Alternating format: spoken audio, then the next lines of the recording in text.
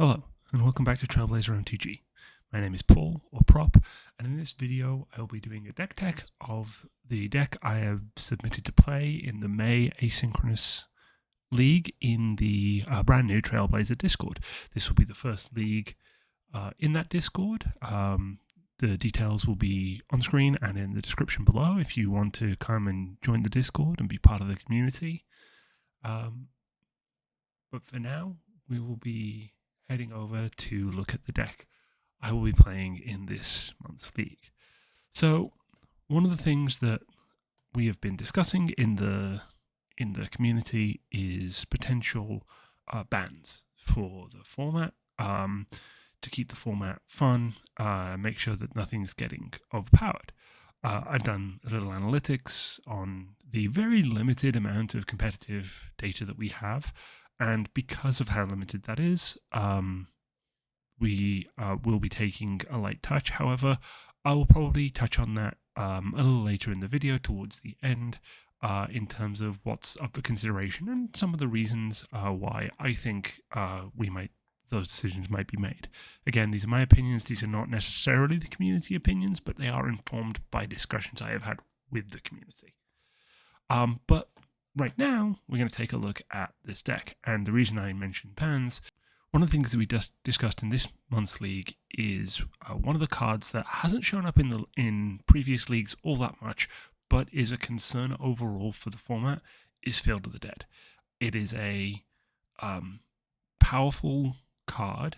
It is maybe not as powerful as it could be. It may not be on its own if you play this, you are winning the game, but it may not be fun to play against. And that is kind of, I think, why we are really heavily considering it. It also, in certain decks, can be very oppressive and can be really hard to fight through and win. I don't think that's what this deck is. I think Field of the Dead is best in a control shell. But I've played a tempo we control at a previous league. I wanted to play something different. I played aggro in the April league. So for the May league, what I'm going to be playing is more of a synergy combo kind of deck, which is Team Escape Shift. So what this deck is, it is 3-color splashing the other 2, which you'll see in a second, for just a couple of individual cards. Designed around synergizing landfall and casting Escape Shift. It is, as you can see, very heavily green based. Their red and blue are the support colors. They are really on their own kind of splashy as well. And then we have the ability to use black mana for Deathrite Shaman and white mana for 4 mana Omnath. Because in a landfall deck, if Omnath is able to stick through a couple of, if you're able to get a couple of land drops a turn when Omnath is in play, you're very much ahead of the game. So what do we have that kind of enables this strategy? So we have some mana dorks to ramp us out. We have things like Rampant Growth. We have the Elvish Reclaimer, which will help us go find Escape Shift. Will help. We have the Elvish Reclaimer, which will help us go find Field of the Dead, or any particular land that we really need in the moment, whether we just need a fetch land to put lands in the graveyard, things like that. We have, again, Aftermath Analyst, a great way to get lands back from the graveyard. More ramp options, the Badger Mole and Lotus Cobra is probably the 2 most powerful 2-mana accelerants in the format. We have a 2-mana, we have the Eumidian Terror Botanist.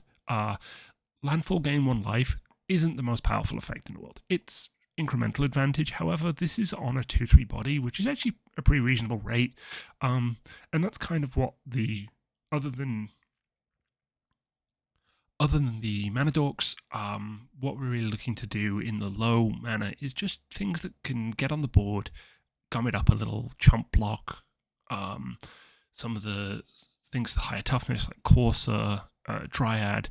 These enable the strategy while of giving you extra land drops, making your lands every type, getting you mana, giving you life off landfall, while also giving you access to more cards at the top of your deck. We have the Emeritus of Abundance for its regrowth effect, getting things back. Tireless Tracker, a big landfall synergizer with the clues and making itself bigger. The Emeritus is a really good top end that, sits there. It's a 5/5 flyer with ward. A lot of investment to get rid of, and it can draw 3 cards. We also have Traveling Chocobo, doubling our landfall triggers. Uro, really good card to keep you alive, keep you going into the game. I still multiple land drops. Titan, getting lands back from the graveyard. Vibrance, both a burn spell if you have the 2 red, but also can go get whatever land you need, same as Golos. Lumra is another effect which brings all the lands back from your graveyard. I think you kind of see where we're going with this. We also have a couple of incremental advantage cards like Clothis. If you resolve Clothis, she can just sit there, tax your opponent's graveyard, tax your graveyard if you need it to either drain for 2 or ramp you. Omnath, again, synergizes with landfall, gains you life, ramps you in mana, and also can just deal 4 damage if you can get 3 land drops in a turn, which this deck can do. Maybe not as regularly, but it is certainly viable, especially if you have a fetch land in play, you play a second fetch land, those three land drops can happen all on the same turn.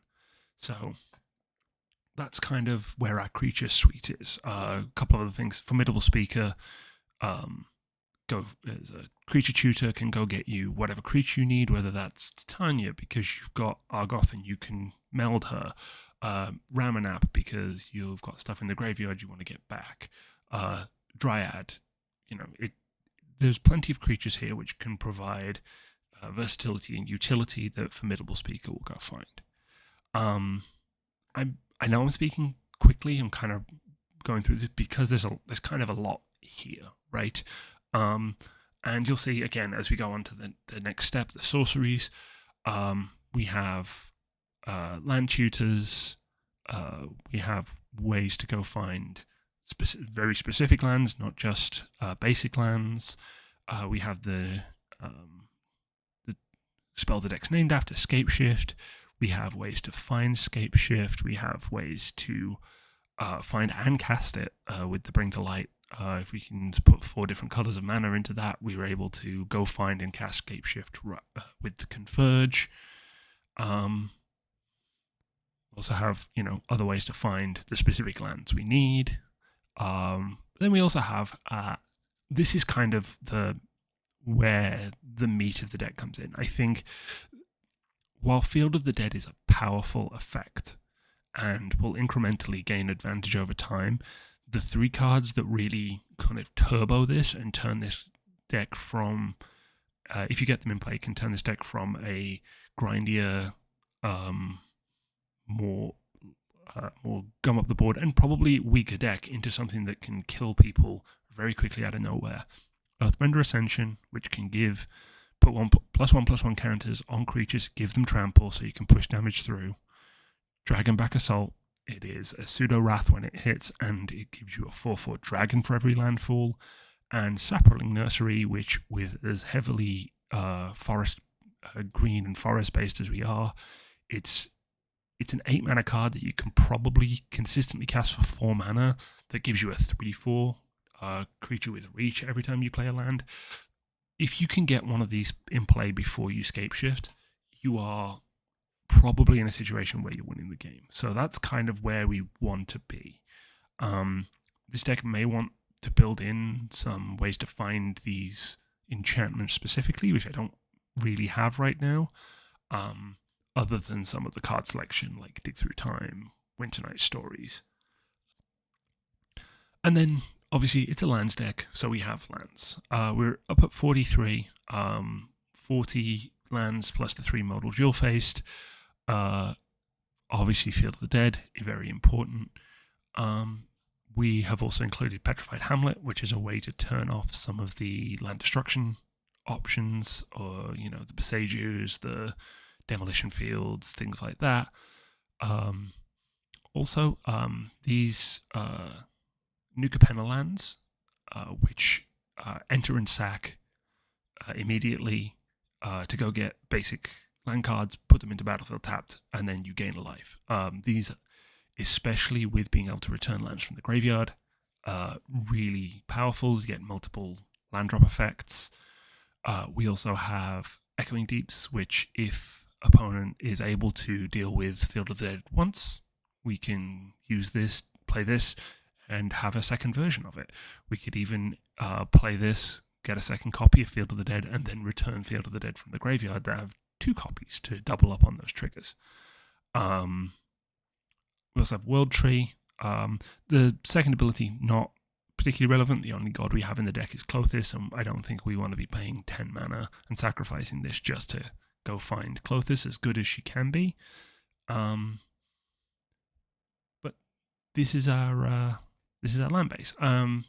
Just to go back real quickly, because I skipped over them at the start, with how creature heavy this deck can be, is the Planeswalkers.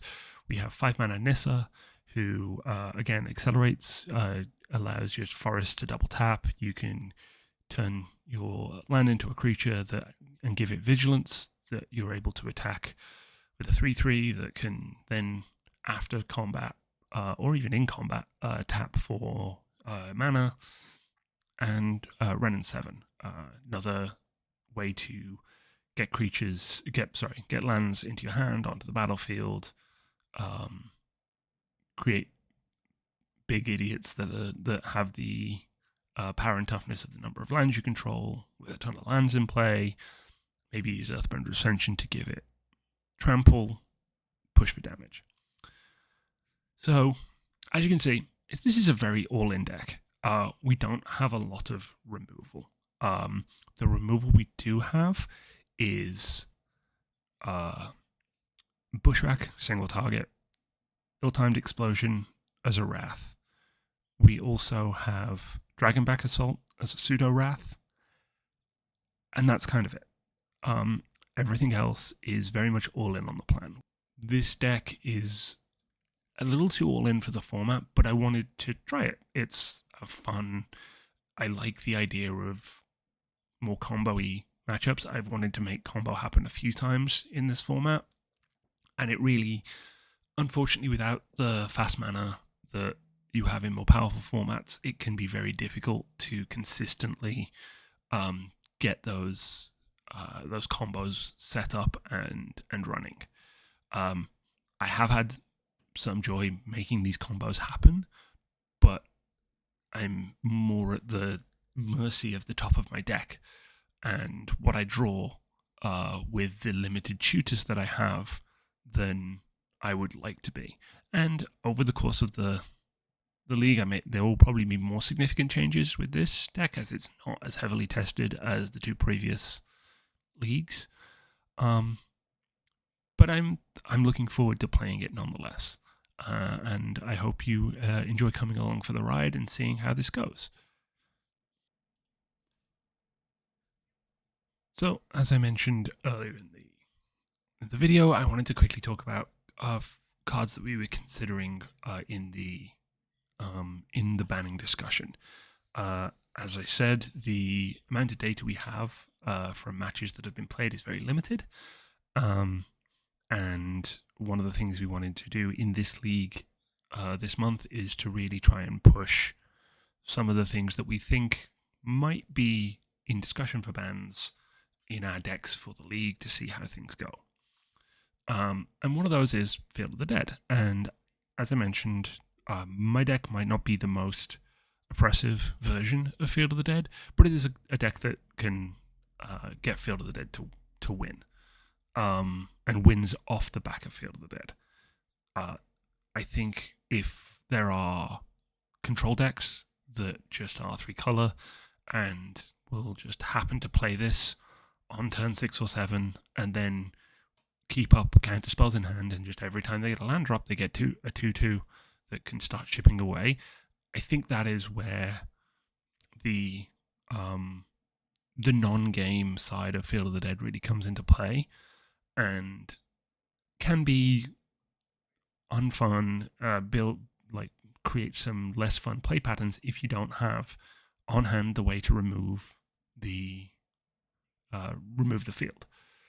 So that's why I think it's on the chopping block. I don't think it's necessarily the most outlandishly powered card. I just think some of the play patterns around it aren't ideal, and it might just be better for Trailblazer overall if this is considered a banned card. And I think, honestly, that might be where it kind of stops for the initial ban. I don't know whether we're going to go much beyond that if we even decide that Field of the Dead needs to be banned. Ban lists are a commitment. They can put people off. If someone comes to this format and really wants to play for Field of the Dead, and that is the one card that's banned, then they might end up not playing the format. And for something as new and as small as it is, that might not be the right decision. However, there might be some people who think, well, if Field of the Dead is legal, I don't want to play because I don't want to run into that. I don't want to build my deck around having to maybe answer this card.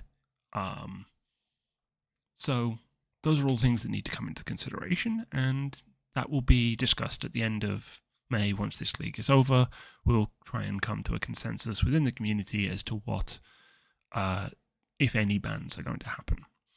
I think the only other cards that are maybe in consideration for banning would be Dig Through Time, and its kind of cousin card from the same original set, both from original Khans of Tarkir block. They are incredibly cheap ways to draw quite a lot of cards. Treasure Cruise essentially is a sorcery speed ancestral recall. If you are able to put cards in your graveyard, which 100 card singleton formats tend to be fairly good at putting cards in their graveyard. Dig Through Time, arguably more powerful. It is instant speed. Blue is a significant cost compared to the single blue, but looking at choosing 2 from 7 is, in most cases, better than drawing 3, which is one of the reasons that Stock Up is so powerful, right? That's 2 from 5 for 3 mana. Sorcery speed, but it's an incredibly powerful card. So these are also in the discussion for, do these need to be banned?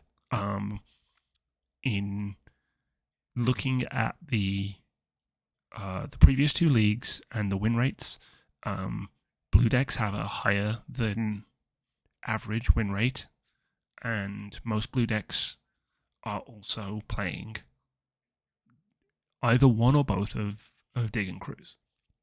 If they're playing one, they're probably playing Dig Through Time, but that's why, again, if we see blue rising to the top, blue being the color that's most represented in the winning lists, and when I say winning, I mean coming out with a 3-1 or 4-0 record, just to give ourselves more data to look at. So these are in the conversation, but I do not know whether we would seriously determine that they need to be removed. We will have to see.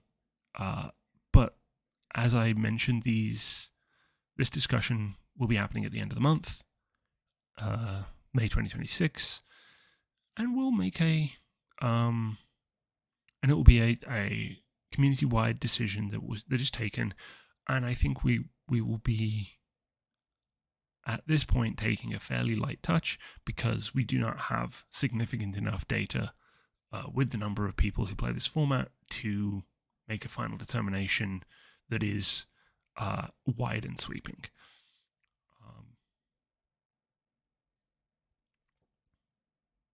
But that's kind of all I wanted to discuss with you today.